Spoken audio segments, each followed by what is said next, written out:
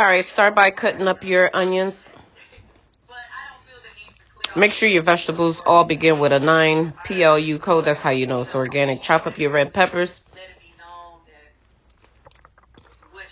And don't forget your garlic.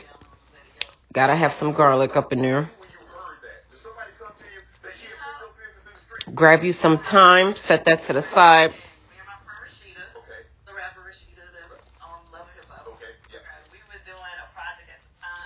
You're going to need that to give your oil some flavor in the pot.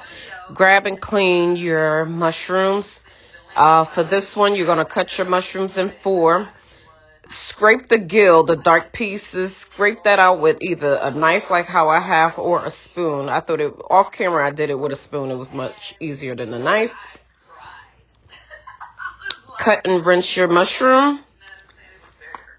Then you're going to head over to your stove, heat up your pot, use you some avocado oil because it has a burning point of 500 degrees Fahrenheit. So you need that to cook with. Olive oil is not it.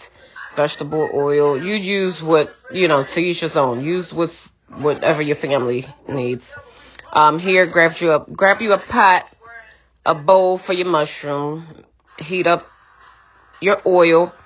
Take that thyme, brush it up against the hot oil so it could permeate the flavors up in there. Get you some garlic powder. Be liberal with it. Season up your mushrooms. Get a really good coating of seasoning. That's crushed red peppers. Go ahead and toss that up in there. There you go. Get it. Onion powder. You gotta have you some onion powder. And with the dry seasonings, be as liberal as possible or to your liking. Black peppercorn with also white peppercorn up in there. Yes, get it. Sea salt. Use the pink Himalayan salt if you like, or whatever salt is good for you and your family. I prefer the pink Himalayan salt. This is a everything seasoning but leftovers, which is crazy that seasoning is called that. But that's the Spanish paprika, smoked paprika, best paprika ever. But yeah, this recipe I am using leftovers. I'm using, you'll see me use some sauce coming up that I made from the night before. I had a little bit of rice that I threw up into the rosuto. That smells heavenly. So this is my secret weapon. I won't be releasing that anytime soon. Of course, get your wine, toast, cheers. And grab you some brown sugar. Put you a tablespoon of that so it could caramelize and give your browning some brown.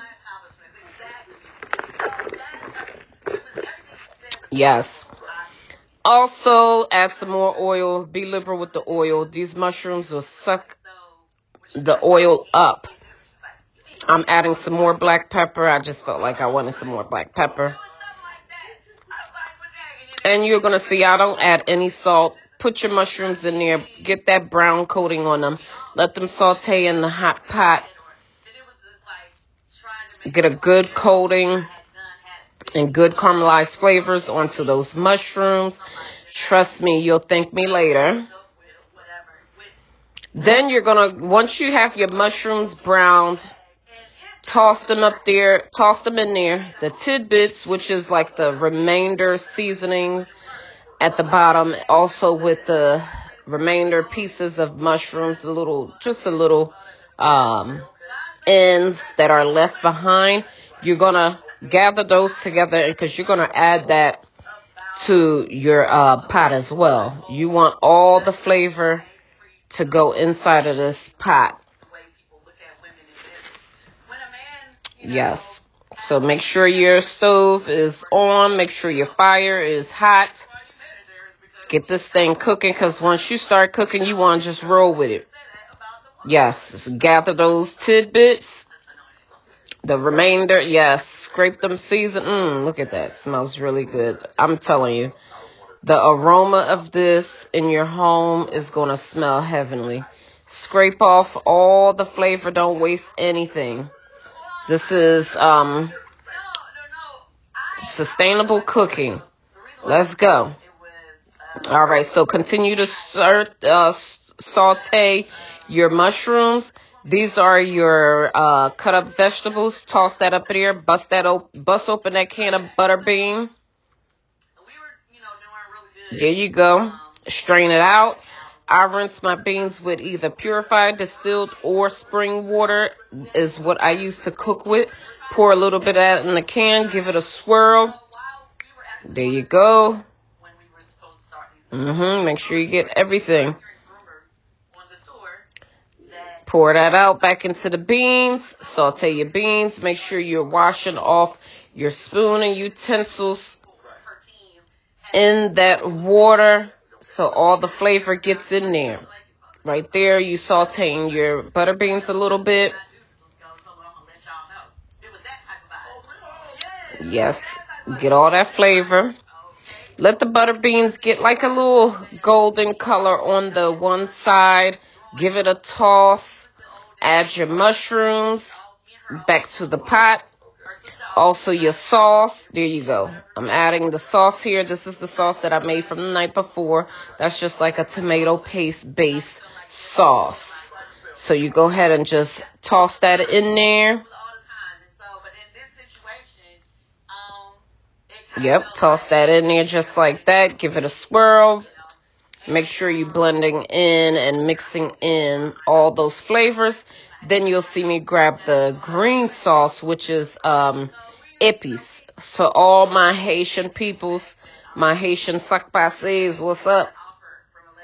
You'll see me throw in that green sauce.